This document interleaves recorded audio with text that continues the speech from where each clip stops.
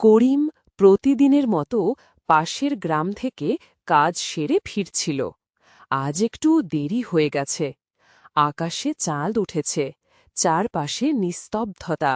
করিম হাঁটতে হাঁটতে নিজের সাথেই কথা বলছিল। উফ, আজ অনেক দেরি হয়ে গেল। শর্টকাট ধরে জঙ্গল দিয়েই যাই। এই বলে করিম হাঁটতে হাঁটতে জঙ্গলের ভিতরে চলে যায়।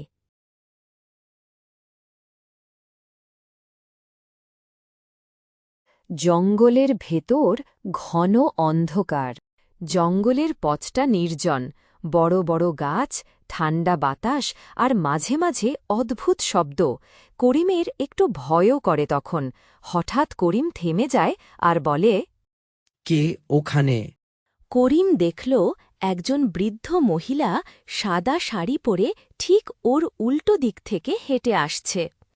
হাঁটতে হাঁটতে মহিলাটি করিমের কাছে এসে পড়ে এবং করিমকে বলে, বাবা, আমাকে একটু সাহায্য করবে? এই জঙ্গল থেকে বেরিয়ে আমার বাড়ি। আমি বুড়ি মানুষ, অন্ধকারে দেখতে পাই না, তার মধ্যে জঙ্গলের পথ এমনি ভয় করে। করিমের মনে খটকা হয়। সে জিজ্ঞাসা করে, আপনি এত রাতে কোথায় যাচ্ছেন? এই জঙ্গলের পথে। আচ্ছা, আপনি কি একা? বাবা, আমি তো বহু বছর ধরেই একা। এটা বলার পরেই হঠাৎ বাতাস জোরে জোরে বইতে শুরু করে। করিম একটু এগোতেই হঠাৎ চারপাশে কুয়াশা নেমে এলো। করিম লক্ষ্য করল বৃদ্ধা মহিলা চোখের নিমেষে উধাও হয়ে গেল। করিম ভয় পেয়ে বলল, বুড়িমা, কোথায় গেলেন আপনি? হঠাৎ করিম অনুভব করল কে যেন ওর পেছনে। করিম ঘুরে দেখতেই দেখল সেই বৃদ্ধ বুড়িমা। আপনি তো আমার সামনে ছিলেন, এত তাড়াতাড়ি আমার পেছনে কিভাবে গেলেন?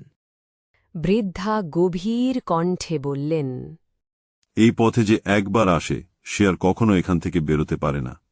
তারা সবাই আমার সঙ্গী হয়। বৃদ্ধার মুখ ভয়ঙ্কর রূপ নেয়। করিম ভয় পেয়ে যায়। ভয়ে তার পা কাঁপতে থাকে।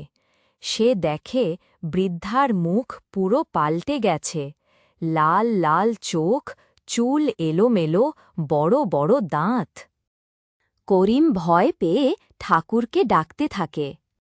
ঠাকুর, আমাকে বাঁচাও, বাঁচাও ঠাকুর। করিম কোনো দিকে না তাকিয়ে চোখ বন্ধ করে ছুটতে থাকে আর বলে, বাঁচাও, বাঁচাও। করিম দৌড়াতে দৌড়াতে জঙ্গল থেকে বেরিয়ে আসে এবং সেই গ্রামের পথে পৌঁছায় এবং গ্রামের আলো দেখতে পায়। তবুও সে তার দৌড়ানো থামায় না। সে দৌড়ে এক্কেবারে তার বাড়িতে পৌঁছায়। করিম হাঁপাতে হাঁপাতে নিজের ঘরে পৌঁছায় এবং জোরে জোরে দরজা খটখট করে। করিমের জোরে জোরে দরজা ধাক্কানোর আওয়াজ শুনে করিমের স্ত্রী ঘর থেকে বেরিয়ে এসে বলে, কি হয়েছে? তুমি এত ভয় পাচ্ছ কেন? এত হাঁপাচ্ছ কেন? করিম মনে করে সেই জঙ্গল থেকে বেরিয়ে হয়তো সে মহিলার হাত থেকে বেঁচে গেছে। তখনই হঠাৎ পিছন থেকে কে যেন বলে, এবারের মতো বেঁচে গেলে ভুলেও আর কোনো দিন এই জঙ্গলের পথে আসবে না।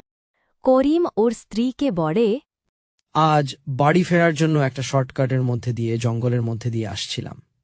সেই শর্টকাট নিতে গিয়ে আজ আমি মহাবিপদে পড়েছি। লাম বলতে গেলে তোমাকে একটা বড় কাহিনী হয়ে যাবে, অন্য কোনো সময় বলবো। এইটুকুনি বুঝে রাখো যে আজ আমি একটা ভূতের হাতে পড়েছিলাম। করিম ঠাকুরের কাছে শপথ নেয় এই যে সে আর কোনো দিন ওই জঙ্গলের পথ দিয়ে বাড়ি ফিরবে না।